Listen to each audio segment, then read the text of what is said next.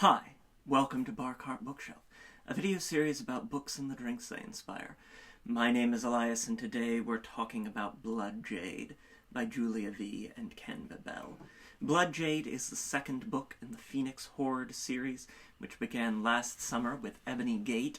It's an urban fantasy thriller in a world where the descendants of dragons live in a sort of parallel society to our own, largely along the Pacific Rim, from around the Pacific Ocean there, and stars Emiko Song, the Butcher of Beijing, formerly the Blade of her clan, who has now taken up the mantle of the Sentinel of San Francisco, the embodied guardian of the city's will, and continues Emiko's journey in this sort of John Wick meets Jade City world, to borrow a turn of phrase from the official marketing, and one that I think is very apt, as she leaves her home base of San Francisco to return to her clan home and to her family in Tokyo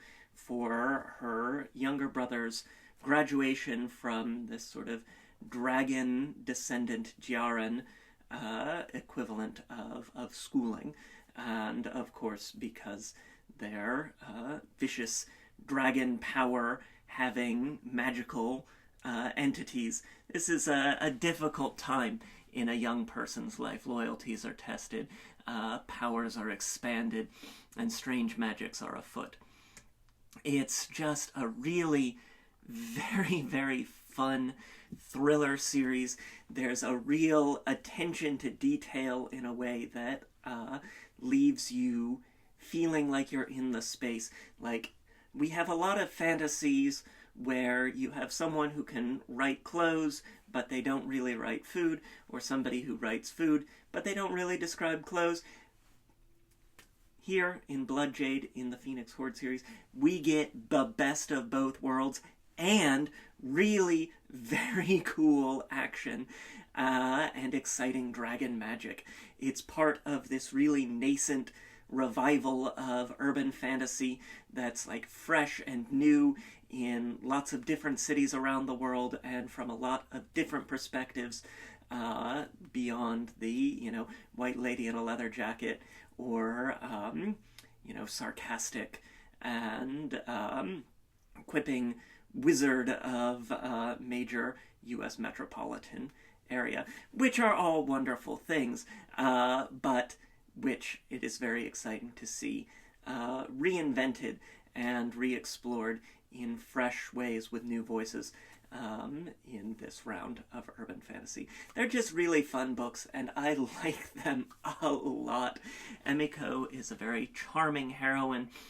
Her directness, her capacity for violence, her ethical qualms about her past and desire to move in a safer way to a better future are all just very, very wonderful.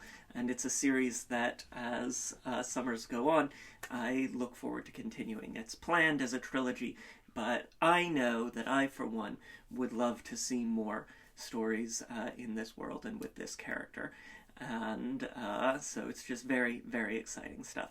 And of course, because we had such a good time, we have to have a drink.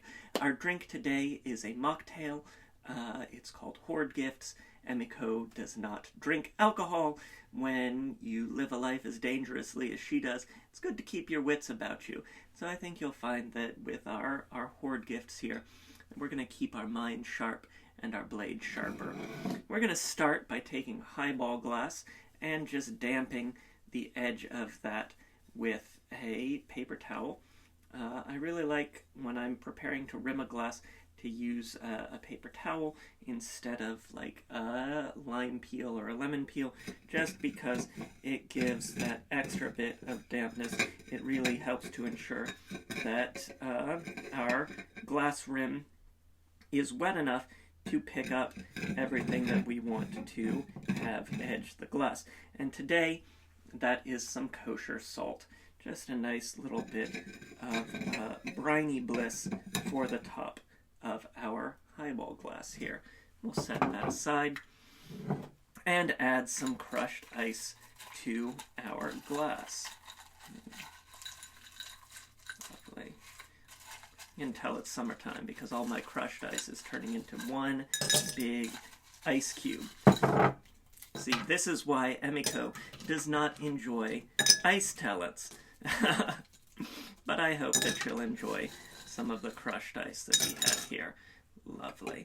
Nice and refreshing there. And then we'll turn to our liquid ingredients. We're going to get 2 full ounces of melon shrub. This is going to be fresh. It's going to be sort of green and cooling and bright as well. This is a melon syrup made with vinegar, so it's going to be sweet but also tangy and bright, very refreshing, and we're going to want 2 full ounces of that melon shrub in there. For a bit of depth and citrusy zing, we're going to add 1 ounce of lime cordial. So lime syrup made with lime peels, lime juice, and sugar. It's going to have that really nice sort of brightness and zing of the lime, that citrus. It's, again, very sharp, very fresh, very refreshing, but also the depth of the citrus oils that we find in the lime peel. And then we're going to add a couple of dashes of yuzu bitters. This sort of citrus somewhere between a lemon and a grapefruit. Very refreshing, very summery. Again, bringing some of that citrus depth. And as you can see, we've still got some space in our glass here. So we're going to start by giving that a stir, and then we're going to top with some ginger ale. We have one of the Hoard gifts, one of the powers in this world is that of dark walking through a world of shadows in this sort of teleportation magic. And it brings with it the smell of rotting ginger. In Blood Jade, we see a mysterious assassin with this power. And I think we'd all prefer a little bit of ginger ale with that refreshing bit of effervescence to the smell of rotting ginger. Something nice and fresh and green and wonderful for summer. And so there you have it. This is the Hoard gift, inspired by Blood Jade by Julia V. and Ken Bebelle. This is the second book in the Phoenix Hoard series. I've got a link to snag it in the description down below. Try the drink. Let me know what you think in the comments. Hit that like button. It makes me so very, very happy when you do. There are links to various forms of social media, including Twitter, Instagram, and Blue Sky, where there's always a written version of today's recipe. There's also a link to pre-order my upcoming cocktail book, Cocktails and Consoles, 75 drinks inspired by the wonderful world of video games. We got both cocktails and mocktails in there. I think y'all are really going to like it. It's coming out this September.